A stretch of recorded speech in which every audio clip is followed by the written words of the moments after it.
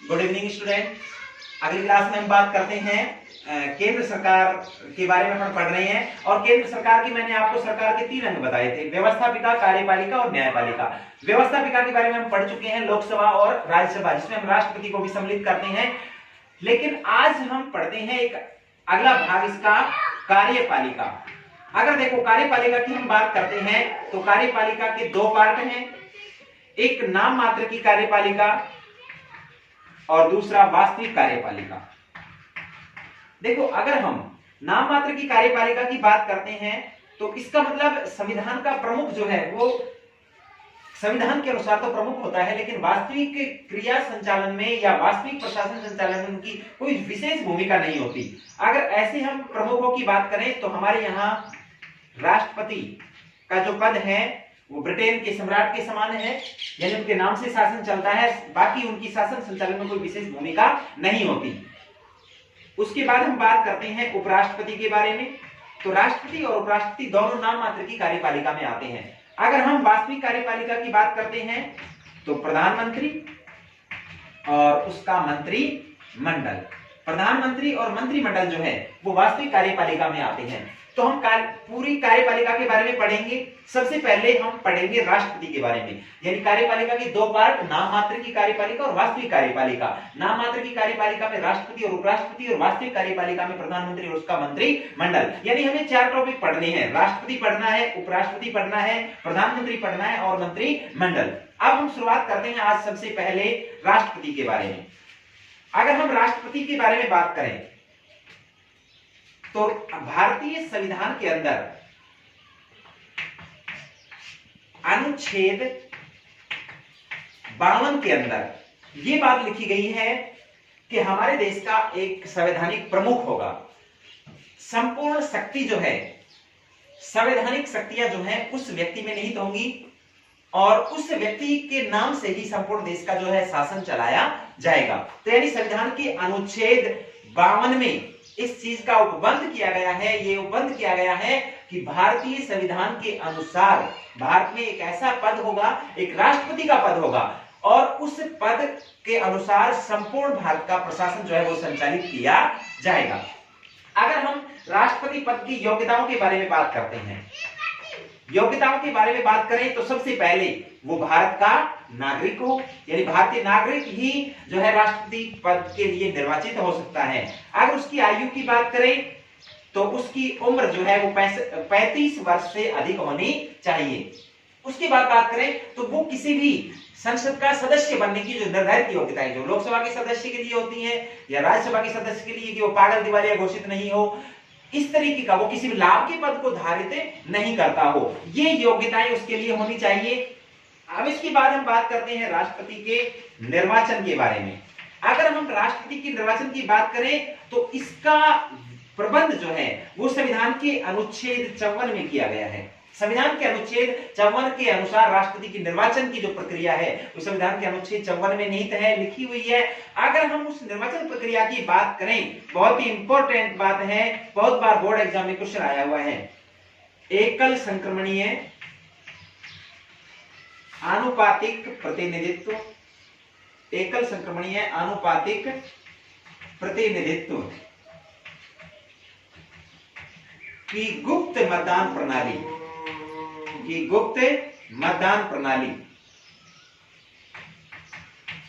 एकल संक्रमणीय आनुपातिक प्रतिनिधित्व की गुप्त मतदान प्रणाली द्वारा संविधान के अनुच्छेद 54 के अनुसार राष्ट्रपति का निर्वाचन किया जाता है। निर्वाचन के बाद हम बात करते हैं राष्ट्रपति का जो पद की जो निर्वाचन की प्रक्रिया जो है एकल संक्रमणीय मत प्रणाली, इसके अनुसार किसी भी एक उम्मीदवार को जो राष्ट्रपति पद के लिए निर्वाचित होना चाहता है उसके लिए एक न्यूनतम कोटा निर्धारित किया गया है। और न्यूनतम कोटा निर्धारित करने के लिए एक सूत्र होता है, यह भी कई बार पूछा जाता है, दिए गए या डाले गए वैध मतों की संख्या, वैध मतों की संख्या बटे निर्वाचित होने वाले प्रतिनिधियों की संख्या भाग 1000। इस सूत्र के द्वारा न्यूनतम कोटा जो है वो हासिल करने का प्रयास किया जाता है और उसकी न्यूनतम कोटा अर्जित किसी व्यक्ति को ही भारत के राष्ट्रपति के पद पर नियुक्त किया जाता है। इसके बाद निर्वाचन प्रक्रिया के बाद हम बात करते हैं राष्ट्रपति के निर्वाचन मंडल के बारे में। देखो, राष्ट्रपति की जो निर्वाचन प्रक्रिया है अनुच्छेद 54 में बताई गई है। न्यूनतम कोटा जो है संबंधित प्रत्याशी को हासिल करना पड़ेगा, लेकिन इसके निर्वाचन प्रक्रिया में भाग कौन लेते हैं? देखो, अगर राष्ट्रपति के निर्वाचन की बात करें तो राष्ट्रपति के निर्वाचन में भाग लेने वाले सदस्य, अपन पहले भी इसके बारे में बात कर चुके हैं, लोकसभा प्लस राज्यसभा के निर्वाचित सदस्य, लोकसभा राज्यसभा के निर्वाचित सदस्य। मैंने आपको पहले बताया था कि लोकसभा में 2 सदस्य एंग्लो इंडियन समुदाय यानी आंग्ल भारतीय की नियुक्ति जो है वो राष्ट्रपति करता है, और राज्यसभा के लिए 12 सदस्यों का निर्वाचन। यहां अपन ने टोटल सदस्यों की बात की 552 हो सकते हैं, लेकिन वर्तमान में 545 होते हैं, 543 निर्वाचित होते हैं, और 2 सदस्य जो है वो किसके द्वारा? राष्ट्रपति द्वारा मनोनीत किए जाते हैं। यहां टोटल सदस्य 250 हो सकते हैं, वर्तमान में 245 का निर्वाचन होता है, लेकिन इसमें से 12 जो सदस्य हैं वो 12 सदस्य जो हैं वो राष्ट्रपति मनोनीत करता है राज्यसभा के सदस्य के लिए। तो यानी 2 लोकसभा में और 12 राज्यसभा में, ये टोटल 2 और 12 यानी 14 सदस्य जो हैं वो राष्ट्रपति की निर्वाचन प्रक्रिया में भाग नहीं लेते हैं। क्यों नहीं लेते हैं? क्योंकि इनका मनोनयन जो है वो राष्ट्रपति करता है। तो ऐसे सदस्य सिर्फ निर्वाचित सदस्य ही भाग ले सकते हैं, क्योंकि ये सदस्य जिन्होंने इसको निर्वाचित किया उसके फेवर में वोट डालेंगे, इसलिए इन सदस्यों को निर्वाचन प्रक्रिया से अलग रखा जाता है। तो लोकसभा राज्यसभा के निर्वाचित सदस्य राष्ट्रपति की निर्वाचन प्रक्रिया में भाग लेते हैं। उसके अलावा सभी राज्यों की विधानमंडल यानी विधानसभाओं के सदस्य भी राष्ट्रपति की निर्वाचन प्रक्रियाओं में भाग लेते हैं। लेकिन एक चीज इसमें और जोड़ेंगे, 70वें संविधान संशोधन 1992, 70वें संविधान संशोधन 1992 में लोकसभा और राज्यसभा के साथ सभी राज्यों के विधानमंडल के निर्वाचित सदस्य राष्ट्रपति के चुनाव में भाग लेंगे। लेकिन इसमें 70वें संविधान संशोधन 1992 के बाद एक चीज और जोड़ी गई, और वो जोड़ी गई कि संघीय या केंद्र शासित प्रदेश जो है उनके निर्वाचित सदस्य भी राष्ट्रपति की निर्वाचन प्रक्रिया में भाग लेंगे। ये 70वें संविधान संशोधन 1992 के बाद जोड़ा गया। तो इस तरीके से ये राष्ट्रपति के निर्वाचन की प्रक्रिया हुई। अब अपन बात करते हैं राष्ट्रपति के कार्यकाल के बारे में। देखो, अगर हम राष्ट्रपति की कार्यकाल के बारे में बात करें, राष्ट्रपति का कार्यकाल जो है वो साधारण स्थिति में 5 वर्ष होता है, यानी राष्ट्रपति 5 वर्ष के लिए निर्वाचित होता है। लेकिन इस समय से पूर्व भी राष्ट्रपति को उसके पद से हटाया जा सकता है, और उस प्रक्रिया का नाम क्या है? महाभियोग।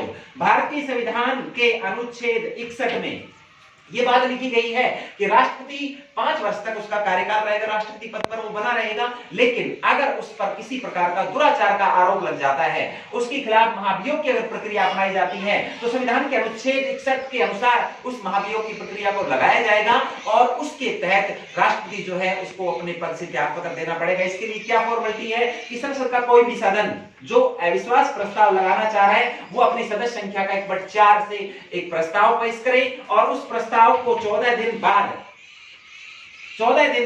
उस प्रस्ताव को 2/3 बहुमत से क्या करे?